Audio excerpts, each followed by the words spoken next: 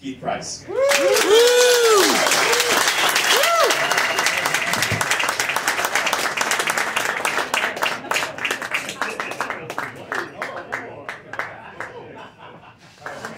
Oh my God, hello, hello, hello, hello.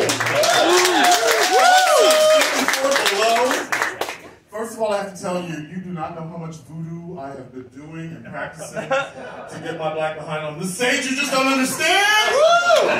Lord Jesus, let me touch it. Hello, Lord, hello. Thank you, Drew and Dane. Okay, so, first of all, let me just tell you before I even start my stuff, I had a whole routine plan, right? Before I got here, stopped at the Starbucks, got my white chocolate mocha, because thank you. It's my fantasy drink. I also think that's the man I'm going to get. White chocolate mocha.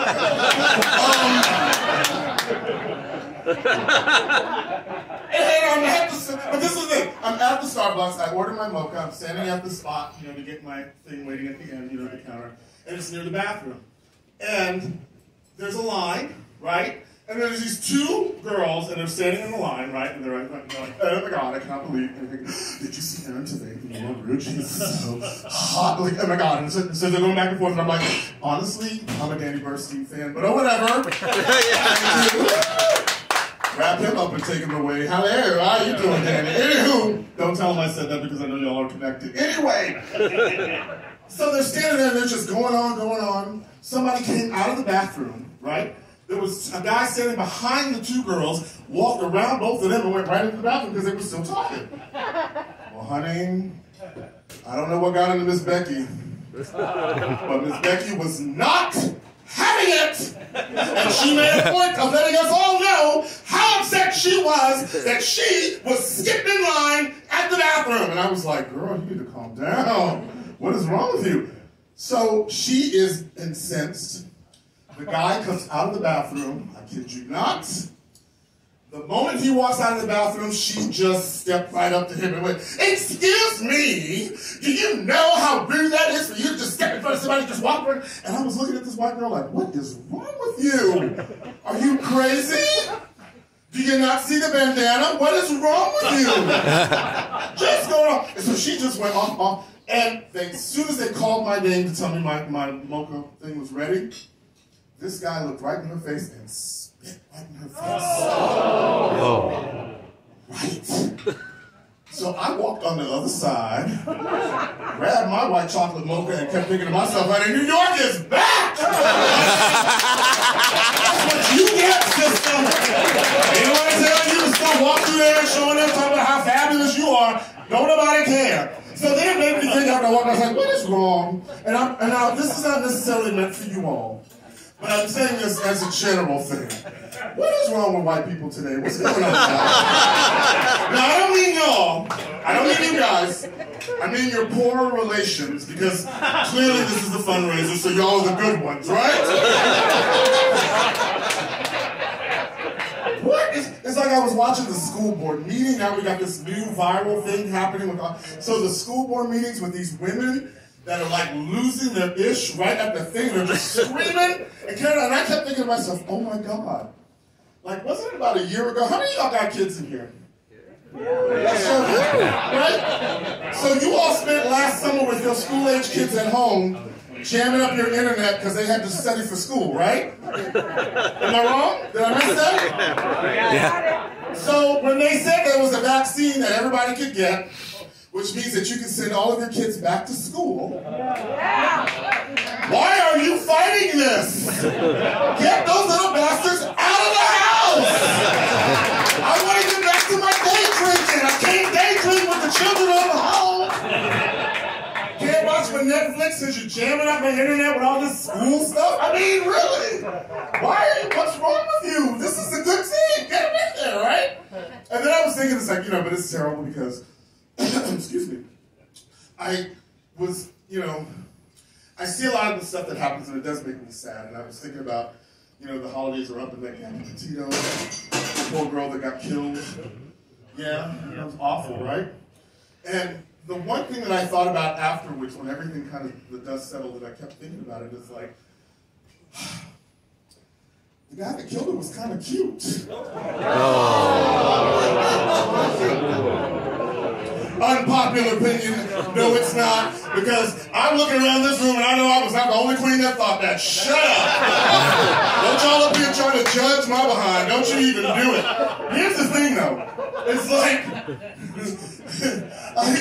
I say this only because I'm thinking to myself, you know, God forbid that, you know, we as gay men that go out and do our thing, you know, when we do our do, you know what I'm saying? And it ends up being a really, really, really looking for Mr. Goodbar moment, if you know what I'm saying. Thank you, because that's a good reference, isn't it?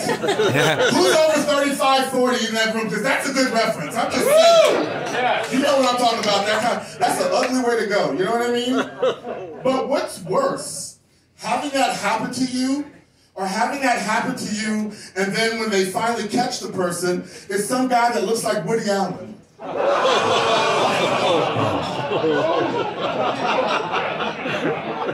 Listen, I know what my friends are like. And I know that if my friends would be mourning my death right now because it's like, oh my God, poor Keith. Ooh, poor thing, he died like that. And then they roll the guy that did it, and it looks like Woody Allen, they'd be like, that bitch was thirsty. Right to the end, that bitch was thirsty. So, you gotta be careful with that stuff, I'm just saying, you know? And then, the other thing that was really stressing me out, I saw Josh Hawley the other day, you know, because I try to keep up with the politics, you know what I mean? You know, I'm a man of a certain age, you know, you gotta kind of, you know, you gotta know what the flow, you gotta know what's going on, right? So I was watching him and he was talking his smack last week about, you know, the real men thing and how men are being criticized, and because the men are being criticized, their masculinity is being criticized, that they are watching porn and playing video games, and because we're judging them, and that's just terrible. And I was like, really? I said, you know what actually it is? It's not that we're judging you because you're playing video games and watching porn. We're judging you because you're watching video games and porn in your mom's basement! Get out of the goddamn basement, I'm just saying! That's not sexy, that's not hot, ladies and gentlemen in the room. That's not a good look, I'm just saying. I'm just, you know. So again, white people, get yourself in order. I'm just trying to help y'all, talk to y'all's family. You need to talk to your family because they need the help. I'm just saying. But you know, before I go, and you know, I cannot believe that I'm having this moment on stage right here at Feinstein 54 Below, because those of you who do know me that know my podcast, I get to talk to people from every walk of life that does anything in the world of theater and the world of entertainment. They get to usually do it in that booth in the corner. It just makes me very happy because I'm on the stage. Anyway, bitch is overwhelmed. That's what I'm trying to tell you. This holiday season. And it makes me happy because it reminds me of a really great moment.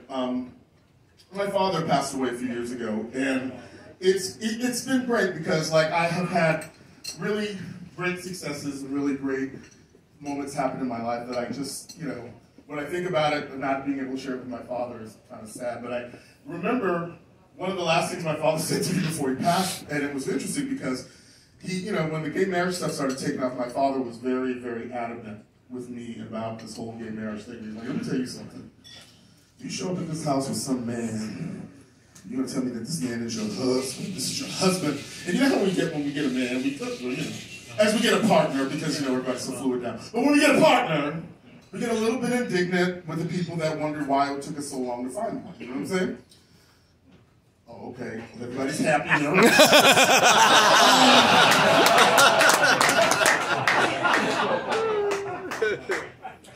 Whatever. But needless to say, back to my dead father. My father said to me, he said to me, he says, Keith, if you show up in this house with some man, you tell me that this is your husband, and that I have to respect him because he's your husband, because that's how it is. He says, he better be rich. And I was like, oh my God, I'm Daddy's little princess!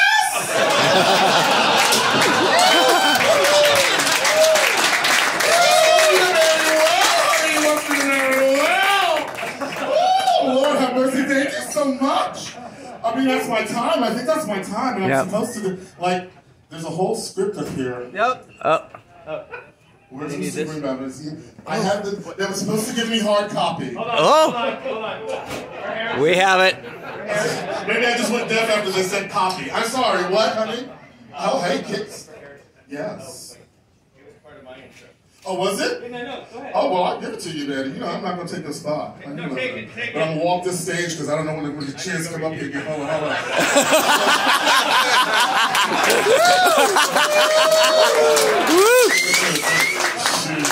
I ain't stupid. All right. Coming to the stage next. This comedian you're about to see has been called the hardest working man in comedy by Time Out New York and the New York Daily News, and a favorite young star on the comedy scene by the New York Times. You've seen him on America's Got Talent, Last Comic Standing, Conan, Comedy Central, and much more. He's one of the original stars of The Illusionist, direct from Broadway, the biggest selling magic show in history. He's a co-creator and feature performer at the Society of Conjurers and Magicians in New York, also known as Scam New York, love that. And returning again by popular demand, put your hands together, ladies and gentlemen, for Mr. Harrison Greenbaum.